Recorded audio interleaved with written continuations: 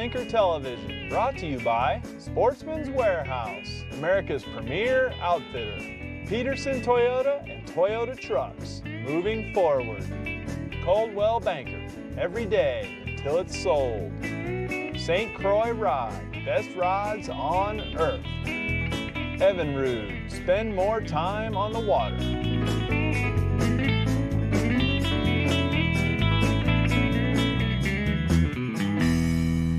Hello and welcome to Fishful Thinker. I'm Chad LaChance.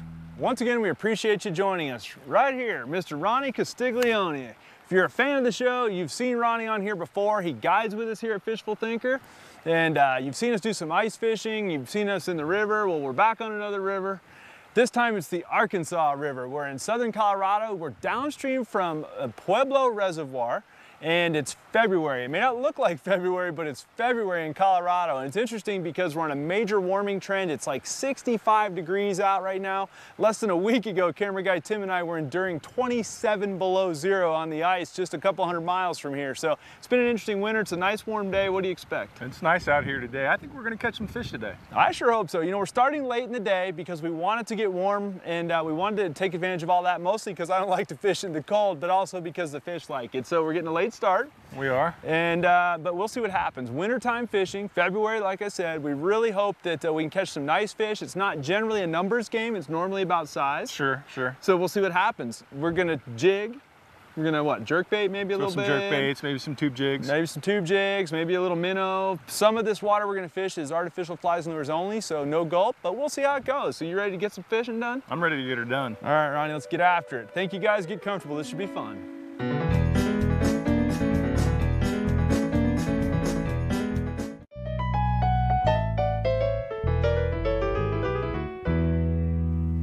So we're just getting rolling here. We'll see what happens, but we're both starting off with finesse jigs because we have a lot of confidence in them. We're in a section that's artificial flies and lures, so we can't use anything scented. So I'm using a little 1-inch unscented minnow by Berkeley. He's using some little generic 2.5-inch unscented bait. And we'll see what it's gonna take to get these fish to bite. We're like I said, just kind of getting our act together, so we'll see. But as always, big fish eat little fish, I know that. And so the little jig is a good way. Start with your confidence bait. And what did we read the water flows were right now? Like mid-50s or something, 57. CFS? 57. So not a lot of current running in here right now, and that's gonna concentrate fish in deep holes. Couple that with being the fact that it's wintertime, that's also gonna concentrate fish. So we really expect that there's gonna be, that our bulk of our fish will be caught around the deepest holes, preferably with some measurable current in them, not just a big, giant, expansive, currentless deep hole, but a nice one with a little run into it or something like that. This whole outside bend behind us could be good. Well, it might be February, but it's still 65 degrees out, and jigging for trout still works. And this fish is all twisted up in the line here. We're gonna see about being graceful about them and just working the jig. As we've always said before, that brown trout love the little minnow jig. Here's a little perch colored jig. Set this down. I'm gonna get a hold of this fish gracefully here, guys. Now, get that barbless jig out. And there you go, beautiful February brown trout right there. Not a giant fish, but real nice color on him. We'll get him back to how clear that water is. We got a real deep hole. We got a seam of current coming in and it's swinging. This is an outside bend in the river. It gets real slack down here, a little faster over here. So I kind of want the seam in between. So careful with the cast, right in the seam, little tiny jig, let it go all the way to the bottom.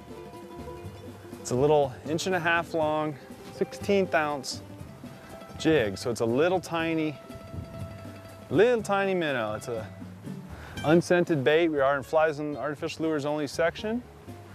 And we'll see if maintain bottom contact. It's probably 6 or more feet deep right here. It's a deep spot. So we'll see what happens. And we'll make a few presentations, not working the bait real aggressive because it is winter time. Fish are cold-blooded, of course. Kind of a tricky spot to cast right here. But I will make multiple presentations to any spot that I feel good about. Fish, oh, just clobbered right there. Oh, okay. Bit it on the fall. Now that's classic. You guys know if you've watched our show very much, we appreciate you watching, but that jig, hopping that jig like that, the deal is almost always they're gonna bite it on the way down. And that was the case there. And you don't really know they bit it until you go to pick it up again. Whoo, buddy. No one told this trout it was wintertime. He might not realize that it's cold out, and then he just doesn't know any better, you know. And it's really warm for us. I'm gonna come this way here and see if we can get down by the rocks here. My net, of course, as with all episodes of Fishful Thinker, my net is the running joke. Not that I probably need to net a rainbow this size.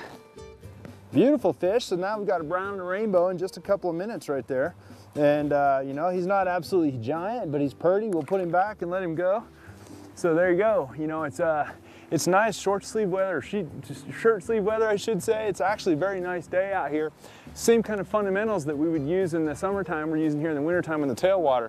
Water's warmer than it would be if in other places in the river, and fish are a little bit more active here, and it's no problem. So we're just working this little jig. It's a 1 inch or 1.5 inch long unscented bait and a little jig head, real simple.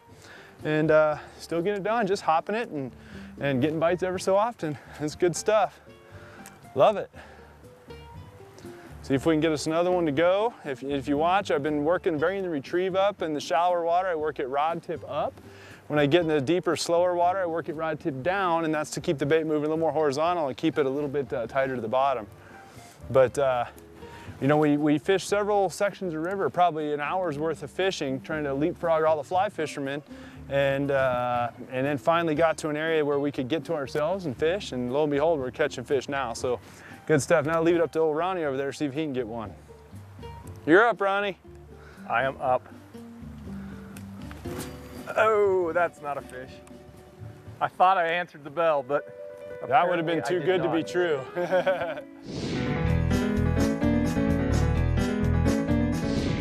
On today's show, we tried to show you lots of non-traditional ways to catch trout, but if you want to go a more conservative route, small soft plastics are often a great choice. And here in the Mountain West, it's often illegal to use scented baits on artificial flies and lures only water. Berkley has addressed that problem with a new line of unscented soft plastic baits under the Johnson brand you can see right here. They have the traditional Berkley colors and the traditional actions, but they don't have the scent, making them legal in a variety of waters. Another good possibility is some sort of a little marabou jig like this, and certainly some of the hard baits we showed you today. But keep in mind that just because it says Berkley on it doesn't mean it's automatically a scented bait these days. You've got new choices for the trout angler out there. Try some of the small soft plastics in your trout fishing and you'll catch more fish.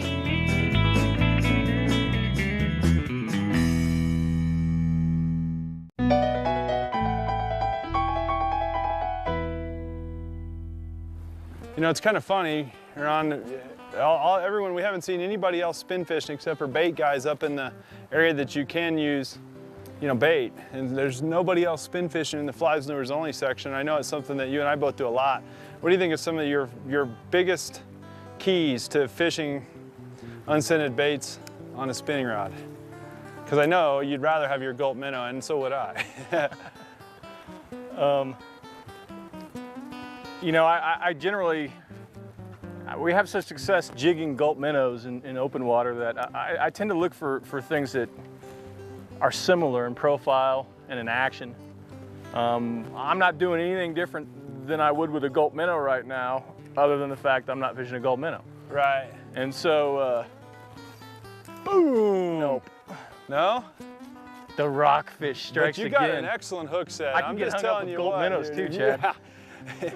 You ain't messing around when it comes to setting the hook. You can tell he's a bass guy at heart. Now, I know, you know, Ronnie and I have been fishing together for a while in rivers now, and we've had really good success, either with the minnow or with little feather jigs. Have worked really good for us. A little marabou jig is an excellent call in unscented stuff. This is actually one of the new Berkley unscented soft plastics that I'm using. So part of the deal, if you're going to fish tailwaters in the wintertime, you're going to oftentimes run into very low flows, which is what we've run into here on the Arkansas River. It's hard to imagine that this is the lower Arkansas River, and that's because they're filling Pueblo Reservoir, which is upstream from us, which is what's creating this tailwater. So a minimal amount of water is coming out of here. One of the things I always want to try to find is when the water's as stable as possible. So they just started dropping the flows down 2 days ago here, and the fishing got really tough for the last couple days from what I'm told by some other folks that have been here. And it hasn't been easy today, although we have caught some fish. But you want to try to find a couple of days of stable flow if you can. That helps, where the water's not fluctuating a whole lot. That'll put your fish in a good mood. Warming trends can be really good. Big time low pressure fronts can be really good. So, you know, a big snowstorm coming in, a spring storm, and that starts big flakes. So that'll certainly get trout on the feed. Can be a really good call as well. But if you're on a warming trend like we are here, I really don't expect the fish are going to feed great unless some kind of a bug hatch comes off. But big fish eat little fish, and that little minnow jig always gets bites. You're gonna see that I'm traveling with several rods today. Ronnie's traveling with several rods as well, or a couple of rods anyway. And the same as every episode of Fishful Thinker, those rods are set up for those specific baits. So we pick the bait, then we pick the line, then we pick the rod and the reel to go with them. And this one's the lightest one. It's got 4-pound fire line with a 4-pound 100% fluorocarbon leader on it, and a 16th ounce jig and an inch-long unscented minnow. But I also have a little jerk bait. What do you have, Ronnie? What else do you have besides your little minnow? I've got some little jerk baits, some lipless cranks, Lipless some cranks? tube jigs. Tube jigs would be a good call as well. I think that a tube jig would be actually a really good call. We could probably do good with that as well. I've got some hair jigs I've tied up, some feather jigs as well. Now, the beauty of that is that's really not fundamentally different than fly fishing. You tied the jig yourself. It's made out of the same kind of stuff a fly would be made out of. It's just tied heavy enough that you could fish on a spinning rod. Is that the deal? Yeah, exactly. I'll tie the same patterns and put some on jig heads and then put others on weighted hooks, or just hooks with some lead wrapped for, you know, my fly rods. Sure. But the pattern's exactly the same. It's just got a different head on it. And it's a little streamer, minnow-looking streamer, for the exact same reason that the minnow-looking jig works so good. Same little profile. It has basically the same action that the gulp minnow's gonna have. Or these little plastic minnows we're jerking here. And in Colorado, unscented is the deal. If it's flies and artificial lures, unscented is the deal, unfortunately. So now here's a good sign. We got a little kingfisher coming up right there. That's as far as I'm concerned, it's good luck to have a kingfisher around your hole. Now, as with all the episodes of Fishful Thinker, we try to build a little bit of a pattern. Well, we figured out that the outside bends, which isn't really a big shocker, are holding fish more consistently than are the other places we've tried. So we pull up here, and Ronnie and I both instinctively throw right to the outside bend and try to duplicate our pattern. Boom, there we go, just like that. That's exactly what we're talking about. That's a nice one too. That's a big fish. Yeah, that's a nice one. Stay on him, Ron. Nice. I'll put my rod down here where I can help you with him. Very nice. Now I'm gonna come over here. Stay with him there, Ronnie. Nice. Now, who says you can't go fishing in the wintertime? I don't care what anybody says. Wintertime fishing can be really good. It's hard to believe it's February in the Rocky Mountains. Beautiful fish. I think I got him kind of fouled. That's why he felt so big. Is he? Yeah, but he's still a nice fish. Oh, he's a real nice fish. Here, bring him over here. I got him right here. With your little unscented minnow. Come here, fish. Got him right there. We'll get him unhooked real quick. Barbless jig. That's a brownie. Can I hold your brown for you, Ron? That's a beautiful brown Look at trout, the shoulders on that thing. The colors of the camera. Look at that fish. He's pretty. Well done. Yeah, that's a pretty Can I put him fish. back for you? Absolutely. You want to kiss him? You can. Here you go, fish. Outstanding. Now you can look how lethargic they are in the cold water. How cool is that? The cast he threw was really good, right tight to the outside seam. So one of the advantages with the spinning rod, Chad, is that, you know, you get really accurate with your cast. Totally, and it takes practice just like anything else. I find that most guys are not very accurate with their spinning rod, certainly not with as capable as what their tackle would allow. And there's a lot of different casts that you need to learn, especially for fishing rivers and streams. It's not always the traditional overhand cast. Right. It's going to be the underhand flip. Yep. It's going to be a roll cast a lot of times to get it to there, because a lot of times you have stuff behind you preventing you from making those overhand casts. Yep, and that's so, also the advantage of the spinning rod over a fly rod is you absolutely. can make the cast from behind. You know, I mean, here we got all kinds of room, but you're not going to have that in a lot of places. Absolutely, and I can get it to the other side by simply just flipping my wrist like that. Right. I'm on the other side of the river. Right, And I've got no back cast there and no worries about getting snagged. And this 15-mile-an-hour wind isn't going to mess with you. Exactly. It doesn't look real windy out, guys, but it's breezy for sure.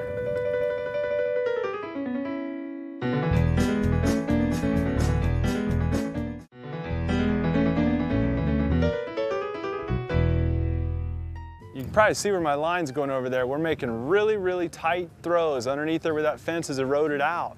If you're a fly fisherman, even a good fly fisherman is going to have a hard time getting underneath those trees just based on the nature of casting, you know, but the real high velocity cast with a spinning rod, little sidearm action, lots of velocity. You can fire it right underneath the trees without any problem at all. And those are fish that don't get a lot of pressure. Even in a section stream like this, it's flies and lures only. So I believe it's catch and release, what is it, over 16 or something that have to be released? 16 and over have to be released in this stretch. And of course, we're not going to keep anything one way or the other today, but although my grandma did ask me to bring her a trout, but I don't think it's going to happen from a tailwater fishery. One of the important things too, Chad, you talk about all the time is controlling your line when you make these casts on your spinning reel. You'll notice both of us are reaching and stopping our line with our left hand when we make the cast. That controls the distance. Our accuracy is in the cast as far as where we're putting it directionally, but the distance is completely controlled by us stopping that line. So, I think we got us hooked up to a lively one this time. Another beautiful brown. And so, again, we just keep slowly putting him together. He's getting all twisted up, so we're gonna be quick about getting him off here real quick. Come here, fish. Easy, buddy. Got the line around your head. Get him unhooked and we'll show him to you. How about that one for another beautiful wintertime fish right there. Got his fin rubbed off. He's played the catching game before. And we've definitely got a pattern. We're gonna go ahead and put him back. You guys will probably be able to see him take off. There he goes. Definitely working our pattern details out. These outside bends seem to be the deal, the ones with the biggest rock on them. That's really no surprise in the winter because it's the deepest water. It's got excellent cover. It's a really good spot for fish to sit. He can go 50 yards upstream and be in a whole bunch of heavy current and feed, or he can come back here and rest. So we're getting a pattern put together. It's working out. We told you today might not be about numbers. It's been about quality, and I expect that that's going to continue as the day wears on. So we'll keep fishing and see what we can come up with. And I'll just keep mixing up angles. And when you get real slow water like this, I have no problem with mixing up angles, throwing downstream, because there's just not enough current to really position a fish that's as efficient in current as a trout is. There's nothing that's gonna say that they aren't facing any which way they want in here. Normally, if you've got a fair amount of current, they're obviously all gonna be facing into the current, but not so much current here. Very, very low water flow right now for this river, this being the Arkansas River. Could flow 800 or 900 cubic feet per second, and right now it's only flowing in the high 50s, so it's obviously not very much water running here. Normally this would be underwater. Oh, train wreck. Pay attention, Chad. I'm looking at the high water mark. That fish was way up tight to the current, and I actually almost had him even though I missed him. He got a hold of it. Try that again. Come on. So there he is, got him that time. That's a good size one too. All right, I went back for him. That's a good size trout right here, folks. Nice, it was nice of him to play and come back. Now this is a big old trout, and I, of course, do not have my net. So this is gonna get interesting. This is a horse, guys. This is a huge trout. I'm hoping that my friend Ronnie will come over here and help me land this. This is a big, giant trout, guys. I mean, we're talking about a big trout, and I have him on 4-pound test. Ronnie, get the net and get it quick if you would. Where is it? It's clear down there. Sooner the better. This is like a 5-pounder. Holy smokes, I've got him on no pound test at all, guys. And this is a horse. This is a big trout. We're gonna go real easy on him. I'm not gonna get in a hurry with him. You can probably see him in the water right there. And I'm hoping Ronnie will be quick with the net. What a gorgeous rainbow. Oh man, guys, this thing is a pig.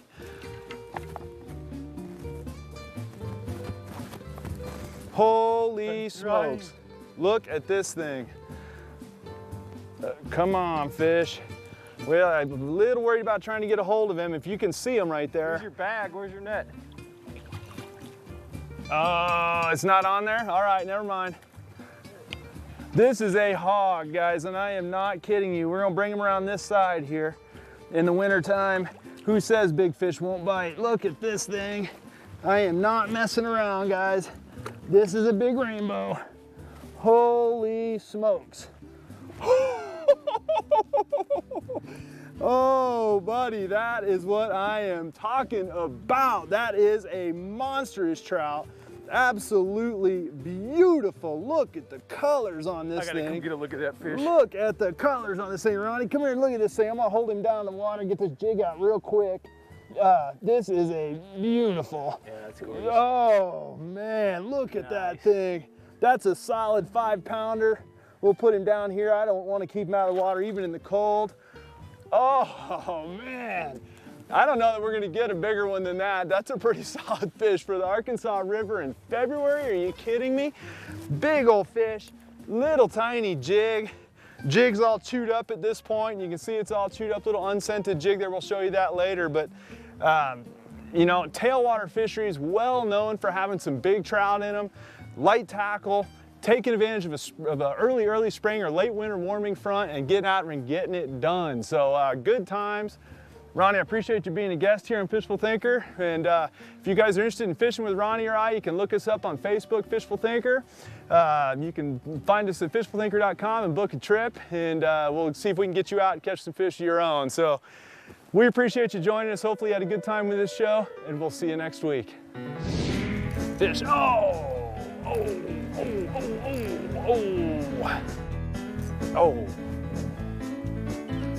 And there's the rocks.